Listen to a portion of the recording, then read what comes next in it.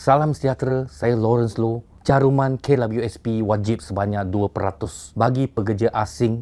Niatnya nampak macam baik. Tetapi, kita mesti pertimbangkan kesannya kepada PKS dan kos sara hidup rakyat. Industri seperti makanan dan minuman, pembuatan, pembinaan dan peladangan sangat bergantung kepada tenaga kerja asing. Jumlah buruh yang diupah mereka sudah tentu akan meningkatkan kos operasi secara mendadak. Ini ditambah pula dengan kenaikan tarif elektrik, pelaksanaan e-invoice dan kenaikan gaji minimum baru-baru ini yang semuanya menambahkan beban kewangan kepada PKS tempatan kita. Apatah lagi kerana mereka tidak diberi pelepasan cukai atau subsidi daripada kerajaan yang sewajarnya. Kita bimbang bahawa peningkatan kos operasi ini akan dipindahkan kepada pengguna dalam bentuk kenaikan harga barang dan perkhidmatan yang akhirnya membebankan rakyat. Oleh itu, kerajaan diharapkan tangguhkan dahulu dasar ini dan bincang dengan pemain industri. Jangan jejaskan ekonomi tempatan.